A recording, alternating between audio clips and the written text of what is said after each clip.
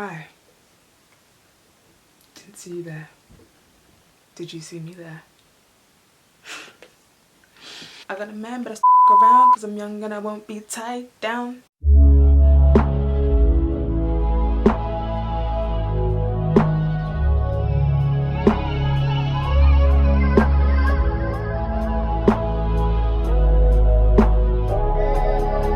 Girl says she got dreams and ambitions. I said, girl, people your head to where you can blow. If you know, then you know. I'm only rocking red shit that's never in a store. If you know, then you know. What is bracking? If you are new here, hello, welcome. Please stick around, subscribe, click the subscribe button, the notification bell, because you got this video for a reason. It's a sign from God that you must stick around. And if you're returning, what's bracking?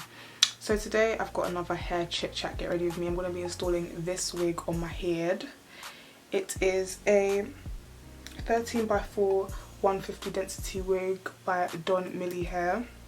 It's a 10-inch bob wig and it was cut by my good sis AK's hair studio, because you know in life you have to admit when something just isn't your calling, and my calling is not cutting hair. I've tried to cut bob so many times and I thought I can pluck a hairline, I can dye hair. Cutting hair, however, not my calling. So I got my good sis Aisha to do that for me. I'm gonna put all her stuff there. She can a bob, like no cap. But yeah, I'm gonna be installing this hair. And I feel like I didn't do something I was supposed to do, and talk to you guys about things. I have a rough idea of what topics I want to cover, but I haven't really like written any notes or anything in true Alison fashion. But we move. What I'm gonna do, I'm gonna just clip my hair out the way. I plucked this wig myself, but I got Aisha to cut it for me. She cut into the perfect length bob for me, so I'm just gonna install it and talk to you guys whilst we do that. Specs about the hair, like I said, it's 150 density, 10-inch. I will say this, the hairline on this was quite dense, like it was quite a dense hairline.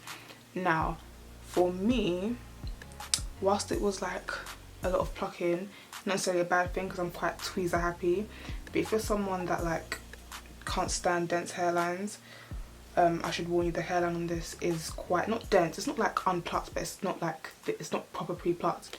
But yeah, for me, a denser hairline is okay because I'm quite tweezer happy, so it gives me room to not make mistakes like I always do.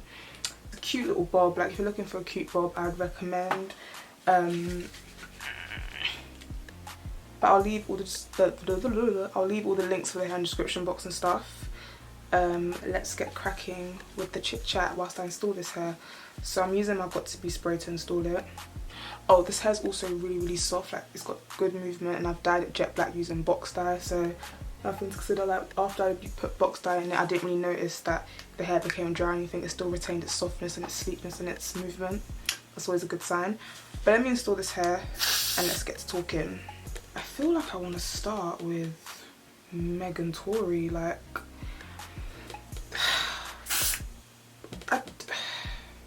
I'm saying I want to start with them, but I have no words other than what the entire fuck is going on. Like, I think with the Meg and Tory thing, I think what's crazy is that when the story first came out and Meg was being super ambiguous, I was kind of sad because it's like, bro, I knew exactly what she was doing. Like, not even to get too personal, nothing, but like, I knew what she was doing. Like, it was so clear what she was doing. It's basically a thing where you're not trying to snitch per se, but it's like you're almost trying to spare the person, and it was just quite obvious what she was doing. Like, I knew she was omitting information and wasn't telling the full story, but I knew it wasn't to be shady. I kind of just recognised what was going on straight away, because it's like you're almost caught in a rock and a hard place between like, okay, cool, someone's done something to me, they should be reprimanded for it, but at the same time, like, I know how law enforcement is, I know how the systems in place are. I don't want to put this person's life at risk per se if they put mine at risk. Can you imagine, like, as a black woman, that's kind of like the battle you face. Like, okay, someone's done something to me, but I don't even necessarily want to put them at risk. Like, I just want them away from me, but I don't want them to die, or like for blood to be on my hands because I called the police on them or anything.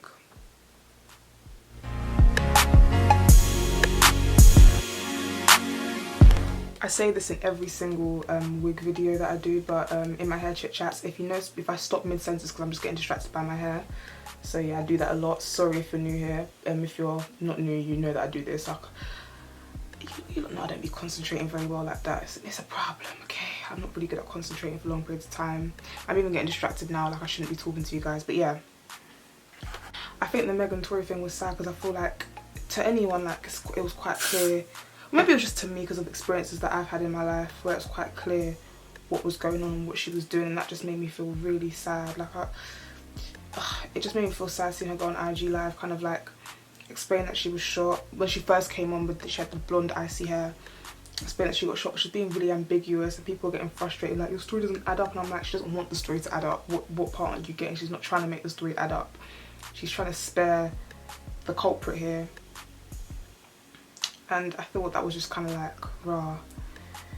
It's like I was annoyed seeing her do it, but then I've done it myself. I think what annoyed me is like when Meg finally came out, because obviously in typical men having audacity fashion, even though Megan was sparing him, Tory's team was still trying to come out and do the most and talk up the things and make Megan look like she was a perpetrator or a culprit of some sort, that she's done something.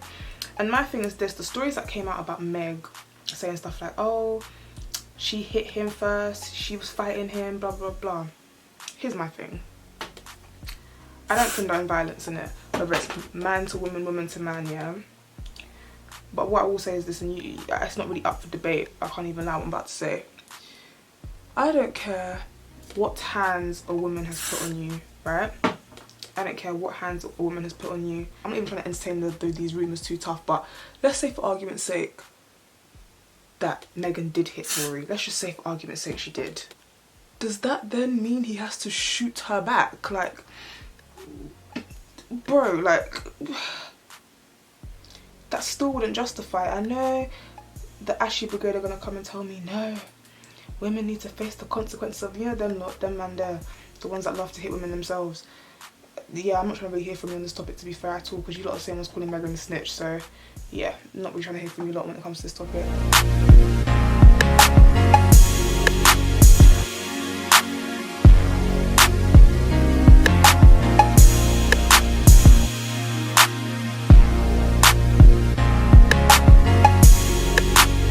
So I just got distracted doing my hair again, but yeah, so I had to glue this bit down. What was I even saying? See, I lost track of my train of thought. But yeah, it's just like, even if Megan did hit Tory for whatever reason they're arguing in the car for her to hit him, for argument's sake, that doesn't justify him shooting her. Like, I hope people are aware of that. That's like me saying, oh, this little kid hit me, so I just fly kicked him across the room. Like, bare extreme. And that's a really extreme example, but it's just an extreme example to show how stupid you lot sound when you try to justify a man shooting a woman because she may or may not have hit him. Like, I can't believe we're having this discussion. Another thing with the Tory and Meg thing that was super, like, I think frustrating was this conversation around, like, oh, why was she protecting him? Like why are black women protecting black men? But I don't think people realise that, like, and it was kind of annoying when I saw women saying it as well. I'm just like, bro, and it's like, bro, it's actually such a layered issue. Unless you've been in that situation, you won't get it. Like, I'm not gonna speak on my personal stories. I don't really speak about stuff like this. Like, it's not something I'm ever comfortable speaking on. But what I will say is, you have no idea what it's like when you're in a situation and police get involved and you have to make that split-second decision of, like, oh my goodness, like, police are involved now. This could really escalate more than I actually wanted it to. Like, I just wanted this person to get the hell away from me and to leave me alone because they're causing me harm. But I don't want them dead, like, potentially dead. Or, like, you know how the police are, like, they just, when it comes to black men, black people in general, like, they stretch it. Like, we know this. So for people to be like, why are we protecting them? It's not necessarily protecting them.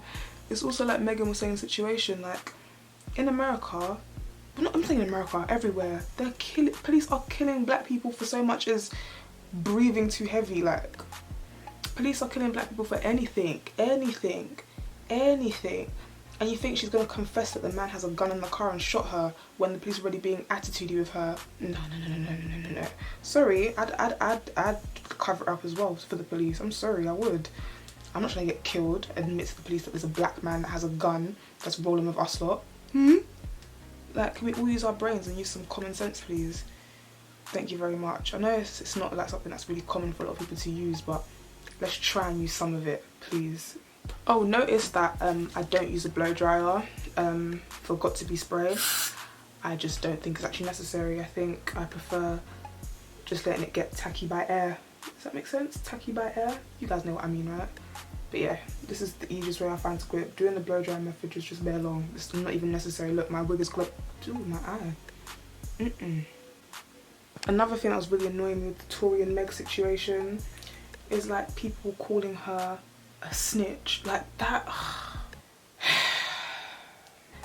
It was reading like a lot of you man happily abuse women, but then use leverage of the fact that you know we don't want to call police because of this whole no snitching code. Here's the thing about me, Alison, yeah? Alison that you see on the channel. I am not from the streets. I am a regular, humble babe that does YouTube. I'm not from the streets, I'm not from the roads at all. I didn't sign up for that lifestyle. In fact, I pay taxes. Every month when money comes into my account, I see a big fat tax come out of it. Now, I'm not saying that the police force are the most useful, but what I will be doing is calling them if I need to, because I pay my flipping taxes. I should be able to call the people that I pay taxes for, no? Now, I don't know the rules of the roads. I don't know the rules of the roads. If you're from the roads and you think calling police is a bad thing, then don't call the police. I'm just saying this no snitching was a bit silly. So I just feel like this no snitching thing, who does it really benefit? Who benefits from it? And who actually benefits from the no snitching? Someone is. And it's not the people that are living by it and dying by it either. That's what the funny thing is. Okay, we're all glued, so now I'm just gonna glue down the final bits at the front. When this no stitching topic came up and I was just seeing all these ashies with their ashiness coming to type with their ashy fingers because they're ashies, talking about Meg's a snitch, the street code this, the street... I was seeing so many renditions of the street code that day on Twitter. I came out confused. I said, will the real street please stand up and tell us the real, because I've seen so many people say, well, the streets I'm from this, well, the streets I'm from that. What are the real street rules? Can somebody come and let me know?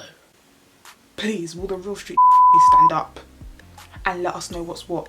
Because some guys were saying she's a snitch, other guys were saying, bro, like the code is women and children are an absolute no-no, like that's a no, you don't harm women or children. People were saying because she raps about savage, bougie, classy, ratchet, bougie, that she deserves to, that she shouldn't snitch because she raps like she's a tough girl.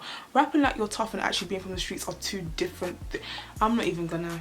Let me not entertain that. Let me not. I'm not gonna go there. Let me just tie everything down to get everything to lay. But yeah, with the no snitching topic, when I first saw it, I was like, damn, like men being silly, like what? It's like the one time we need to actually be in women's business and speak up and talk up the things they have nothing productive to say. But then it was when I saw women talking about, yeah, she's a rat, she's a snitch, like you talk all tough but you're there snitching to the police. At first I was just like, here come the officer pick-me's again. Then I actually was sat for a second and thought, no. See the girl saying that, I think they genuinely believe this, and I genuinely, like, no cap, because I know I'd be sarcastic on this channel. I genuinely felt sorry for them. I was like, I feel sorry that you feel that way. I feel sorry that you feel like a man can harm you, can put hands on you, can harm you in any way, and you feel like calling the police is snitching. The fact that someone can, like, you genuinely believe that someone can put their hands on you, harm you in any way, and that they don't deserve any consequences of the law because you don't want to snitch. Like, you genuinely believe that, you're genuinely buying into that no snitching culture as a woman. Like, unless you're a woman on the roads, then maybe, like, I can't speak for people that live by the street code, even though I still think no snitching is dumb regardless. But it's like, it's regular girls, like, bro, you live in Kent, like, bro, you're from the suburbs, like me. So, what, baby, what is you doing, baby? What are you doing? Like, we don't have to do this. Like, I didn't know if it was, like, a part of me was like, no, you lot genuinely believe this and I'm sad. Another part of me was like, you lot are really trying to impress the man them today, like, and this one is not it. Listen, when you lot are doing pick me for stuff like going 50-50, or talking about submitting to your man, or all that other BS, or talking about dressing conservatively. That's one thing, innit? Like, we joke, we laugh, that's your life. But this is not the time. This topic in particular is not the time to be doing pick me. This is the topic where you have to stand with women. Like, as a woman. Anyways, I'm gonna get bare hot and bothered talking about this.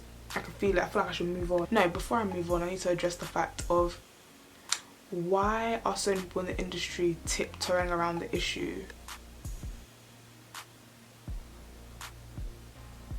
Like, why? I've only seen Bun B and maybe, I think, what's his name?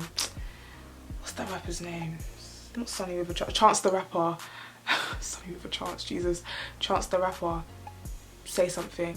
Everyone else is tiptoeing. Boosie, yeah, with Boosie, I felt two types of ways. One part of me was just like, I'm glad he's shutting his ignorant ass up on stuff because he never has anything positive to say, and I wish he shuts up most of the time. But on this, I was like, nah, as a man who claims to be on the roads, be a real street, like, don't you yourself feel like this is something you should call out? Because I don't know, like I said, I don't know the street rules, but I didn't know that street rules condoned this kind of nonsense. I thought this is the kind of thing they kind of speak out against, like violence against women. Or is it because it's a black woman? Doesn't matter. I'm not understanding. Fair enough, Boosie, you don't want to say nothing ignorant, but saying like, I with Tory, you know, I with Tory, or I with Meg, I'm gonna need a Meg verse. It's like, like, oh, I need a verse from Meg so I'm not gonna offend her. Like, bro, like, why is everyone tiptoeing around this? It's like, I feel like people are tiptoeing because they're still holding on to the belief that, you know what, Meg might be lying. And it's just like, but why would, like, I'm not even trying to be funny, like, but why would a woman at the height of her career with a whole Beyonce feature under her belt need to lie? Why would she do that? Like, why would she do that? Yeah, that's all I have to say on Meg and Tory. I think I'm just more spun that, like, I'm just like, I think my final thoughts when I think about all of it, like, the first thing that keeps coming to my mind and I just keep thinking to myself is, how did you think you were going to shoot Megan Thee Stallion and get away with it? Like, how did you think you was going to shoot her from the, like, it's just the imagery of her saying that he was at the backseat and just shot at her, bam, bam.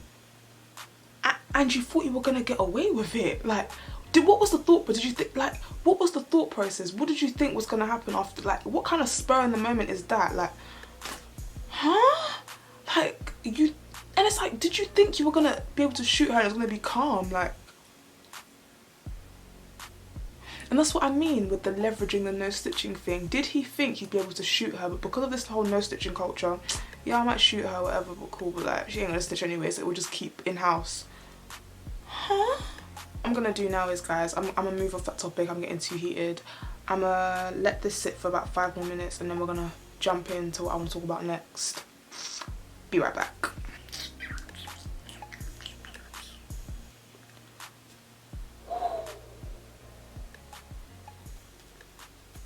Ooh, that is pretty clean, mate. Yo. Got a vibe, but I'm feeling brand new. Now, by all means, you can feel free to leave this here. You can feel free to be like, you know what, this is it for me, this is where I'm stopping. But not me, Alison. Aisha, by the way, Aisha did a fantastic job cutting this bob. AK's studio, I'm gonna put the link in the description box. She cuts the hell out of this wig, because God knows I couldn't do it myself. So yeah, so in true Alison fashion, I'm gonna try to do some baby hairs. Would it be a life of ours in store without me trying to do baby hairs and then taking bare long to do them and then getting frustrated mid-video? Would it be? Alright, let's try to do these baby hairs, shall we? Right.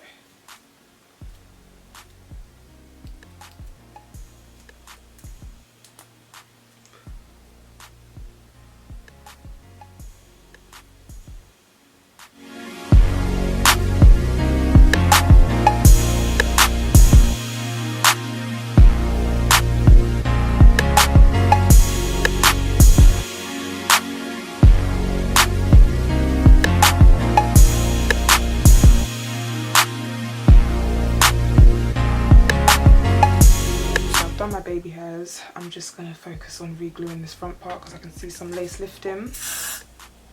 So another thing I wanted to talk about, which I've seen floating around on Twitter, I don't know who started the debate, otherwise I would credit the person, but I have no idea who started this conversation, so I'm really sorry to whoever that was, like, really sorry. was a conversation going around about like creatives in the UK and how cliquey the creative industry in the UK is. And if I'm gonna keep it a buck with this conversation, like I've had my 2 pence about this topic before. Like it's a conversation that I've kind of checked out of, but I'm gonna check back in, I'm gonna tap back in for today, because I feel like there needs to be an honest conversation about this, because I feel like people bring it up as a topic but they're not honest about what they mean. And what I mean is, I'm kind of tired of people harping on about it. Not saying that it's not an issue, by the way. It is an issue, but let me just make it clear. I don't think creators having cliques is the problem. I think it's the gatekeeper attitude. The reason I think cliques aren't a problem is because I have my like 1 or 2 like proper like influencer creative. No, I've got like maybe 2 influencer friends and like a couple like creative friends, like people that I consider my actual friends in the creative industry. So I'm not someone that has a lot of creative friends, but the ones I do have, I will absolutely be like, if I get opportunities or something comes my way, they will be the ones that I'll bring in first. Like if that makes me cliquey, then so be it, but they will be the ones I bring in first. The difference is I won't ever do anything to block anyone that's not part of my little group or clique from getting opportunities. I'd never do that. That I'm not with. I wouldn't block access to opportunity. I wouldn't want to be the only person with a seat at the table. And I think that's why I get frustrated with this gatekeeper conversation, with this clique and gatekeeper conversation, because it's like I've seen people complain about cliques and gatekeepers only to become the same cliquey gatekeepers they've once complained about or are even still complaining about. And I'm just like, bro, like self-awareness, read the room, like what is it that you like? The issue isn't that people don't like cliques. The issue is people want to be a part of the clique, and I wish people would just be flipping honest. Some people genuinely don't like the cliquey thing. Like I don't, but I'm kind of just like, oh whatever man, because what happens is people get to a position where they can make the changes and they just choose not to. Like they get to that position, and once they get their seat at the table, it's just like, well, I'm part of the clique now, so y'all enjoy over there, I'ma enjoy the clique over here. Which is why I find the conversation a bit redundant sometimes. But it's not to say that it's not a serious conversation to have. I just want people to be honest with their intentions and what they mean. Because how come it's when people get to a position where they're sitting at these tables, they're not trying to change anything or shift the culture of the cliquiness or shift the tokenism? No, because people, like I've said before in my last video, people are happy being the token.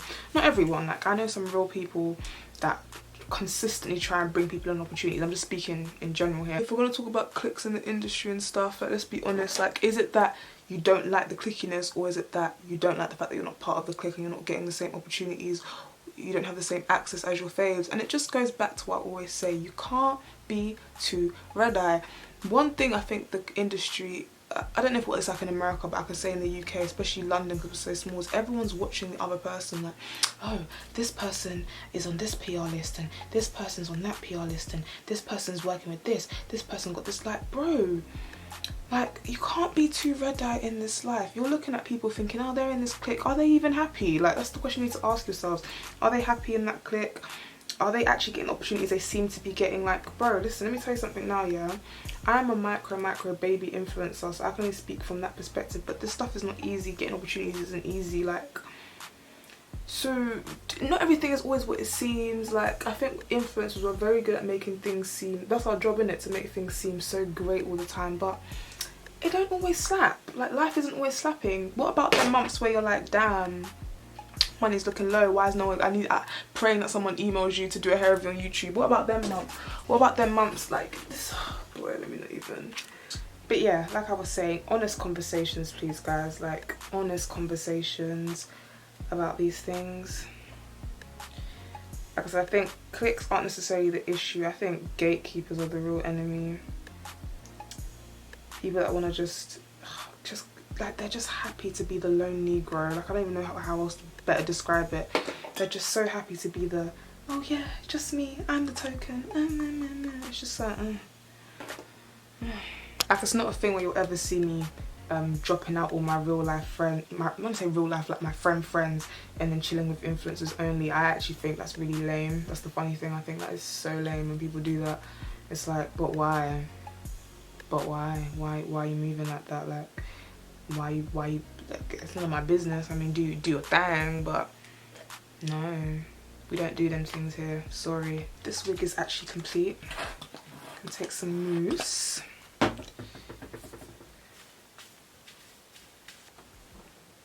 So I just gassed over how cute this, I wish you guys could see. I don't know if the camera's even doing justice to how sweet we're looking right now, but let me sit back. Yeah, I'm enjoying myself.